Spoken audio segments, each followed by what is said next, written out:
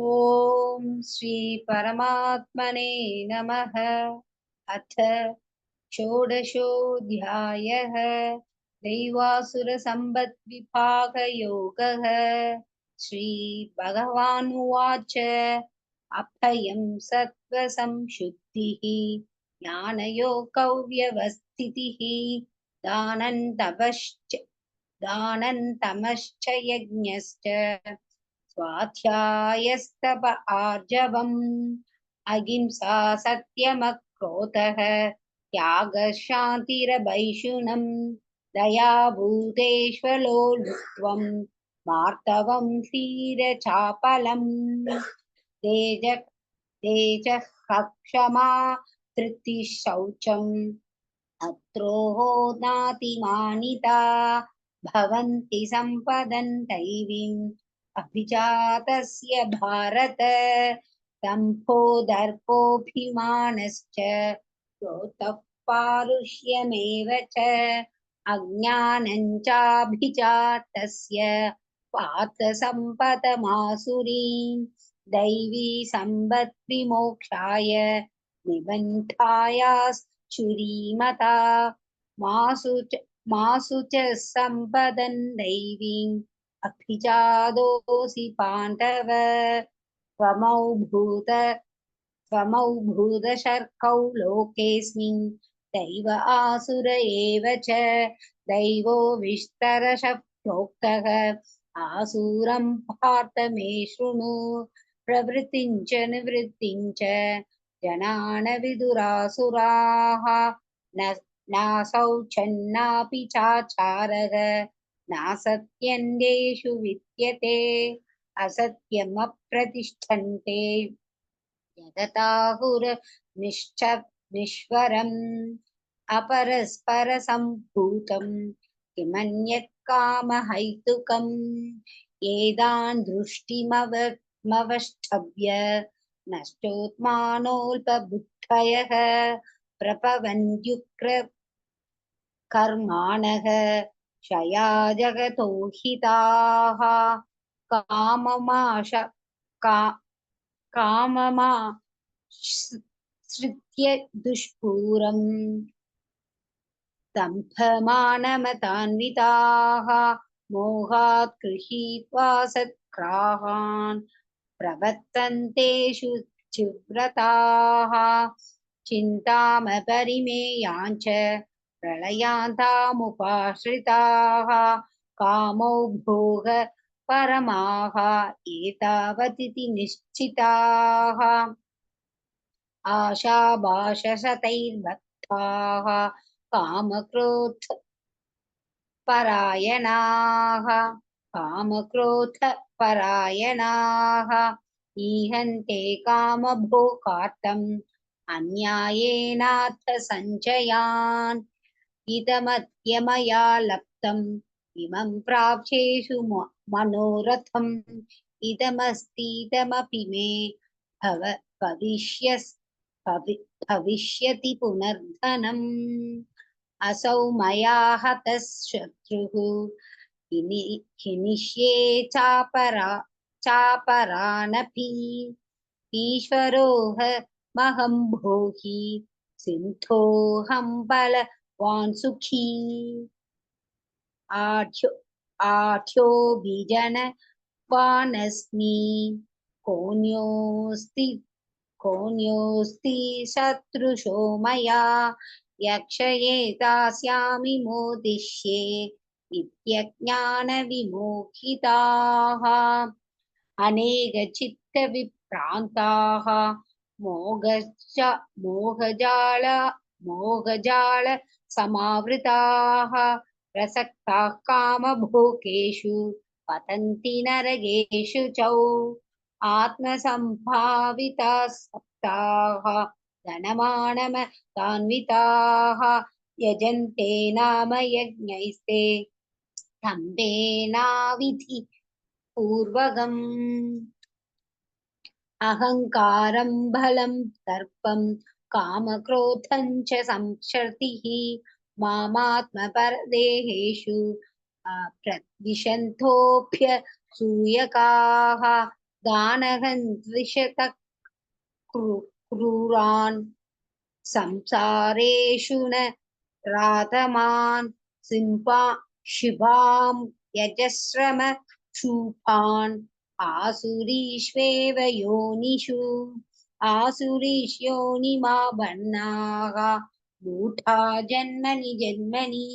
मामा प्राप्यैव कौन्तेय ततो यान्त्यतमा गतिम् त्रिविधन्नरकस्येतम् द्वारन्नासनमात्मनः कामक्रोधस्तथा लोभः तस्मादेतत्रयं त्यजेत् एतैर्विमुक्तः कौन्तेय तमोद्वारैस्त्रिभिर्नरः आच आचरत्यात्मनैः आचरत्यात्मनः श्रेयः ततो याति परां गतिम् यशास्त्रविधिमुत्सृज्य वर्तते कामकारतः न स सिद्धिमवाप्नोति न सुखं न परां गतिम्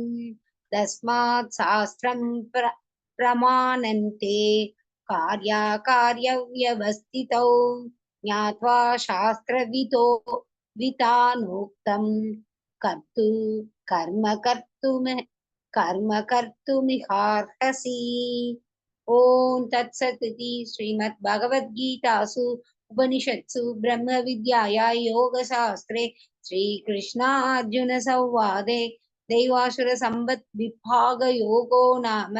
षोडशोऽध्यायः। ओम श्री परमात्मने नमः। अथ सप्तदशोऽध्यायः। श्रद्धात्रय विभागयोगः। अर्जुन उवाच एषास्त्रविधिमुत्सृज्य यजन्ते श्रद्धयान्विताः देशानिष्टादुका कृष्ण सत्त्वमाहो रजस्तमः। श्रीभगवानुवाच त्रिविधा भवति श्रद्धा देहिनां सा स्वभावजा सात्विकी राजसी चैव तामसी चेति तां शृणु। श्रद्ध सद्वानुरूपा सर्वस्य श्रद्धा भवति भारत। श्रद्धामयोऽयं पुरुषः यो यच्छ्रद्धः स एव सः। यजन्ते सात्विका देवान् यक्षरक्षांसि राजसाः प्रेतान् भूतगणां चान्ये यजन्ते तामसा जनाः। अशास्त्रविहितं घोरं तप्यन्ते ये तपो जनाः दम्भाहङ्कारसंयुक्ताः कामरागफलान्विताः कर्षयन्त यः शरीरस्थं भूतग्रामसेतसः मां चैवान्तशरीरस्थं तान् मिथ्यासुरनिश्चयान्। आहारस्त्वमपि सर्वस्य त्रिविधो भवति प्रयः यज्ञस्तथा दानं देशापेतमिमं शृणु। आयुत्सत्व बलाक्रोक्य सुखप्रीति विघातनः रश्या स्निग्धा स्थिरा कृत्याः आकाराश्चात्विकप्रियाः कट्वं ललवनात्युष्ण तीक्ष्ण रूक्षविदाहिनः आकारा राजसश्रेष्ठाः दुःखशोकर्म यप्रताः यातयामङ्कतरसं पूतिपर्युजि तञ्चयत् उच्छिष्टमपि सामेत्यं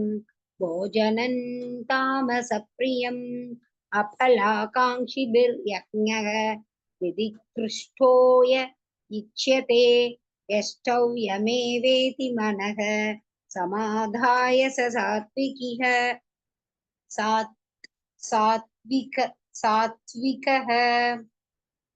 अभिजन अभिचन्नाधा अभि अभिछन्दाय तु फलं सम्पार्थमपि चैव यत् इच्यते भरतश्रेष्ठ तयज्ञौ विद्धि राजसम् विधिहीनमसृष्टान्नं मन्त्रहीनमदक्षिणं श्रद्धा विरहितयज्ञं तामसं परिचक्षते देव देवद्विजगुरु प्राज्ञपूजनं शौचमार्जवम् ब्रह्मचर्यमः महिंसा च शारीरं तप उच्यते अनुद्वेगकरौ वाक्यं सत्यं प्रियहि सञ्चयत् स्वाध्यायाभ्यजनं चैव वाङ्मयं तप उच्यते मनः प्रसाद सौम्यत्वं मौनमात्मविनिग्रहः भावसंशुद्धिरित्येतत् तपोमानसमुच्यते श्रद्धया परया तप्तं तपस्तत्त्रिविधं नरैः अफलाकाङ्क्षिभिर्युक्तैः सात्विकं परिचक्षते सत्कारमानभूजार्थं तपोतम्भेन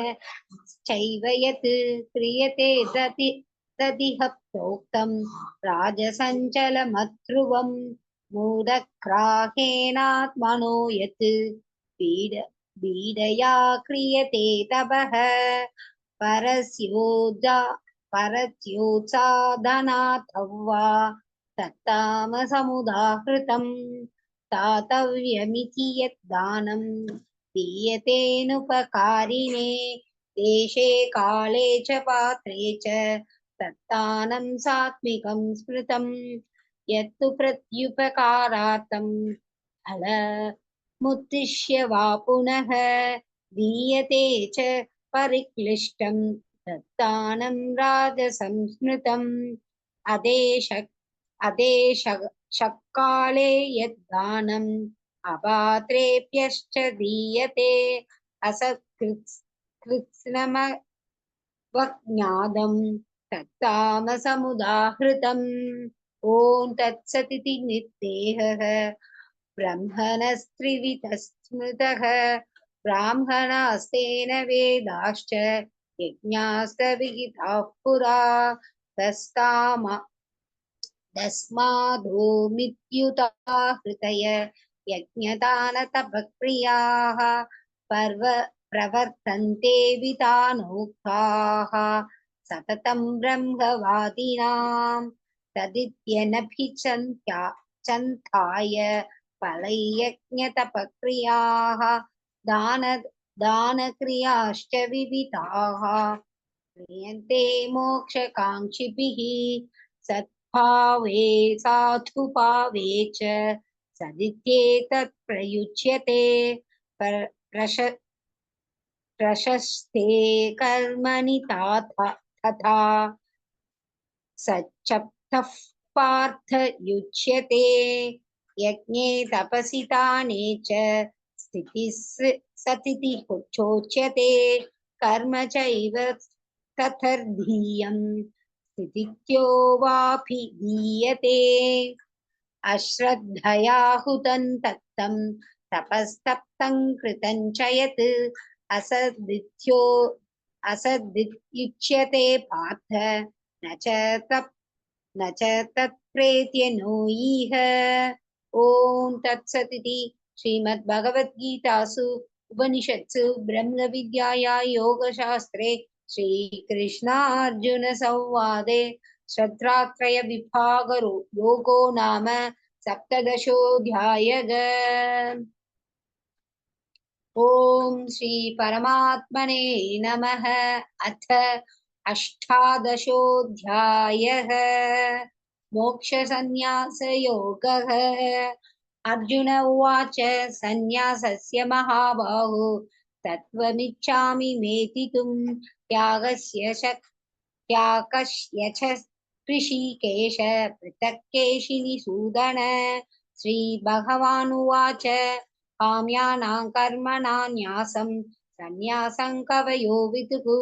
सर्वकर्मफलत्यागं प्रागुस्त्यागौ विचक्षणाः त्याजन्ते जावतित्येहे कर्म प्राकुर्मनीषिणः यज्ञदानतपः कर्म न त्याज्यमिति चापरे निश्चयं शृणु मे तत्र यागे भरतसत्तम त्यागो हि पुरुषो व्याघ्र प्रवितः सम्प्रकीर्तितः यज्ञदानतपः कर्म न त्याज्यकार्यमेव तत् यज्ञो दानं तपश्चैव पावनानि नीषिणाम् एतान्यपि तु कर्माणि सङ्गं त्यक्त्वा फलानि च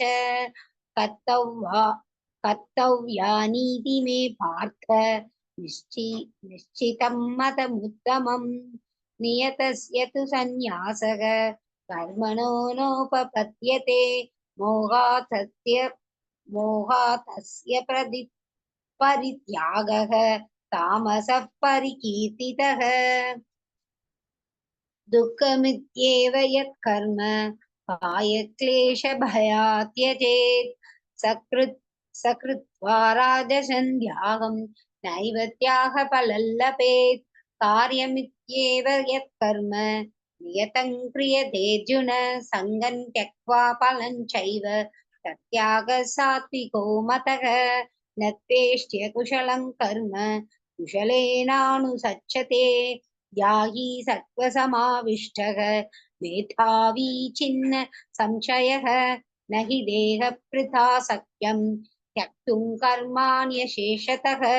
यस्तु कर्मफलत्यागी तत्यागीत्यपि गीयते अनिष्टं मिष्टं मिश्रं च प्रवृत्तं कर्म नः फलम् भवत्यद्याहिनां प्रेत्य न तु सन्न्यासिनां क्वचित् पञ्चैतानि महाबाहो कारणानि निबोध मे चाङ्खे कृतान्ते प्रोक्तानि सिद्धये सर्वकर्मणाम् अधिष्ठानं तथा कर्ता करणं च पृथग्विधम् विविधाश्च पृथक् चेष्टाः दैवं चैवात्र पञ्चमम् हरिरवाङ्मनोऽपि भिर्यत् कर्म प्रारभते नरः न्यायं वा विपरीतं वा पञ्चैते तस्य हेतवः तत्रैवं सदिशत्कारम् आत्मनं केवलं तु यः पश्यत् यत्कृतबुद्धित्वात् न स पश्यति दुर्मतिः यस्य नाहङ्कृतो भावः बुद्धिर्यस्य न लिप्यते अत्वा विषयिमालोकान् न हन्ति न बध्यते ज्ञानं ज्ञेयं परिज्ञाता त्रिविधा कर्म चोदना करणं कर्म कर्तेति त्रिविधः कर्म संग्रहः ज्ञानः कर्म च कर्ता च त्रिथैव गुणपेततः रोचते गुणसङ्ख्याने यथा वशृणुतान्यपि सर्वभूतेषु येनैकं भावमव्ययमीक्षते अविभक्तौ विभक्तेषु ज्ञानौ विद्धि सात्विकम् पृथक्त्वेन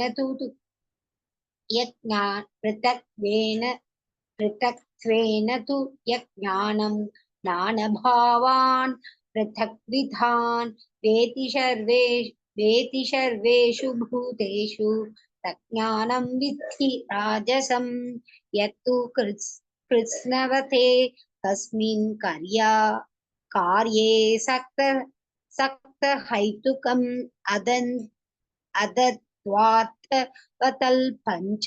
तत्तामसमुदाहृतम् नियतं सङ्करहितम् अराहत् वेषतकृतम् अपल्लप्रेप्सुना कर्म यत्तत् सात्विकमुच्यते यत्तु कामेप्सुना कर्म साहङ्कारेण वा पुनः क्रियते बहुलायासं तत्राजसमुदाहृतम्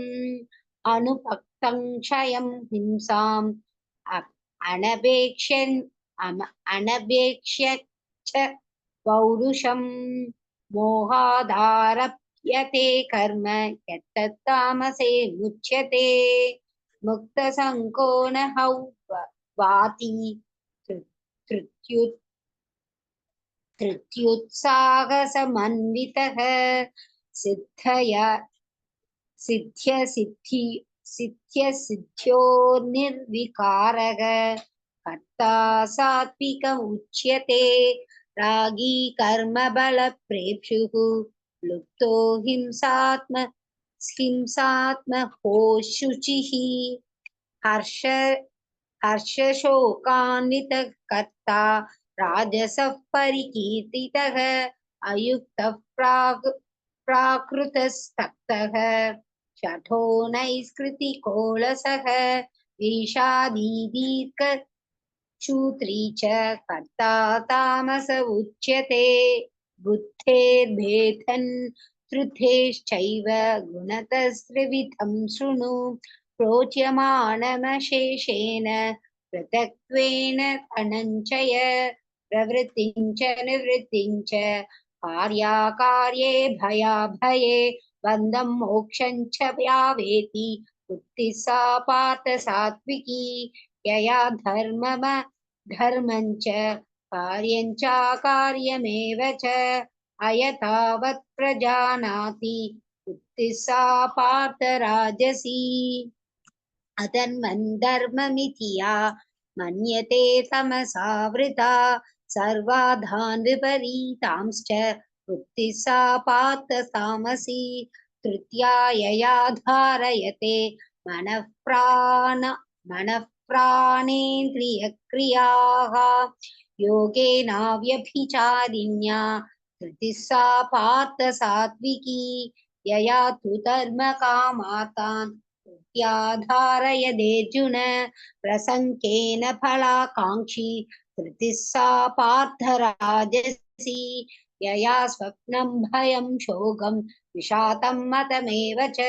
न विमुञ्चति दुर्मेधाः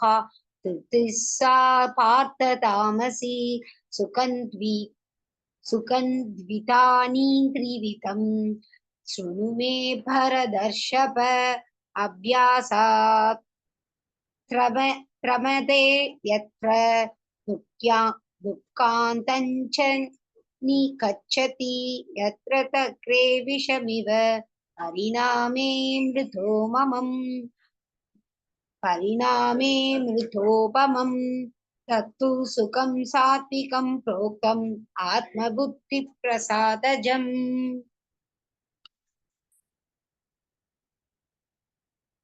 विषयेन्द्रियसंयोगान् यत्तक्रे मृतोपमं परिणामे विषमे तत्सुखं राजसंस्मृतं यतक्रे चानुबन्धे च सुखं मोहनमात्मनः निद्रालस्य प्रमादोतं तत्तामसमुदाहृतं न ततस्ति पृथिव्यव्वा दिवितेवेषु वा पुनः सत्वं प्रकृतिजैर्मुक्तं यदेभिर्क्षात्रिभिर्गुणैः ब्रह्मण क्षत्रियविषां सूत्राञ्च परन्तप कर्माणि प्रविभक्तानि स्वभावप्रभवैर्गुणैः समोदमस्तपश्चौचं शान्तिरार्जवमेव च ज्ञानौ विज्ञानमास्तिक्यं ब्रह्मकर्म स्वभावजम् शौर्यं तेजो धृतिस्ताक्ष्यं यत्ते चाप्यपलायनं दानमीश्वरभावश्च क्षात्रं कर्म स्वभावजम् कृषि गौरक्ष्यवान् नित्यं वैश्यकर्म स्वभावजं परिचर्यात्मकं कर्म शूद्रस्यापिष्य स्वभावजं स्वे स्वे कर्मण्यभिरतः संसिद्धिर्लभते नरः स्वकर्मनिरतः सद्सिद्धिं यथा विन्दति तच्छृणु यतः प्रवृत्तिर्भूतानां येन सर्वमिदं ततं स्वकर्मणाधत्तमप्यर्च्य सिद्धिर्विन्दति मानवः श्रेया स्वधर्मो विहुनः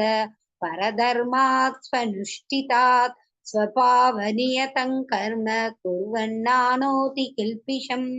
सहज सहजं कर्म कौन्तेय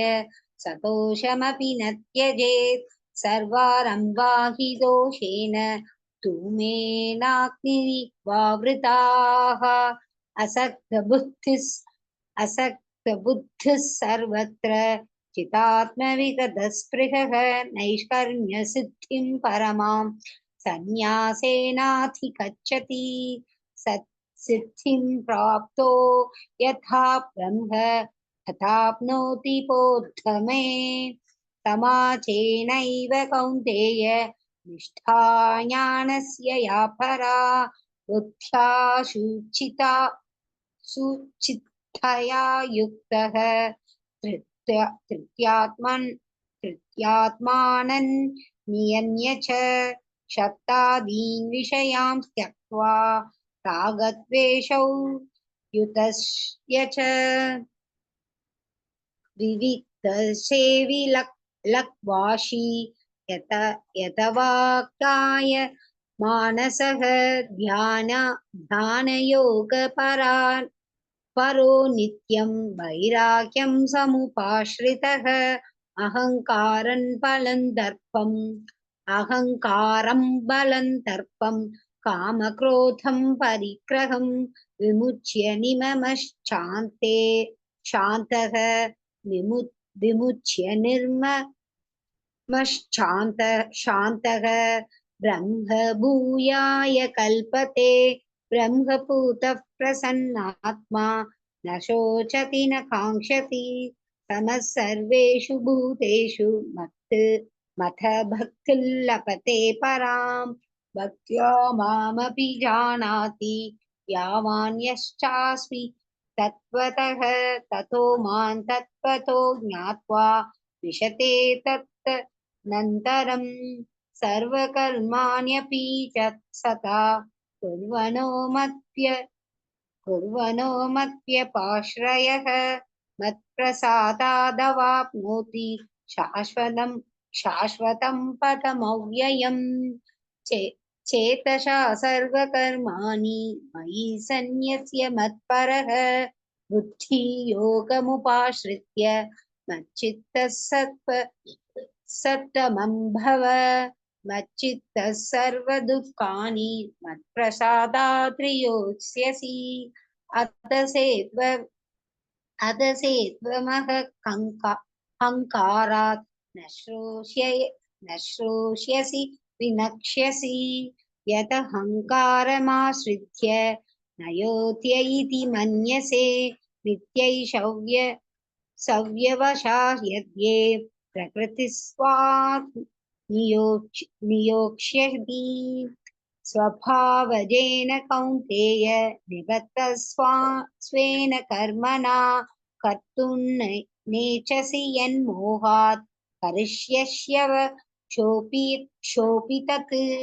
ईश्वर सर्वभूतानां कृते सोऽर्जुन तिष्ठति भ्रामयन् सर्वभूतानि यन्त्रारूढानि मायया तमेव शरणं गच्छ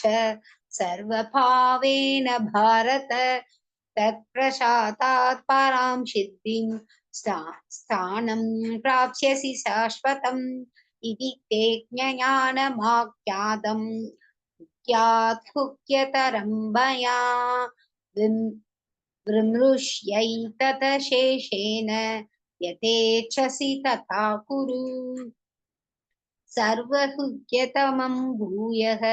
शृणु मे परमं वचः इष्टोषि मे त्रुटमिति ततो वक्ष्यामि ते हितं मन्मना भव मद्भक्तः मत्याजिमान् नमस्कुरु मामे वैष्यसि सत्यन्ते प्रतिजाने प्रियोषि मे सर्वधर्मान् परित्यज्य मामेकं शरणौ व्रज अहं त्वा सर्वपापेभ्यः मोक्षयिष्यामि मा शुचः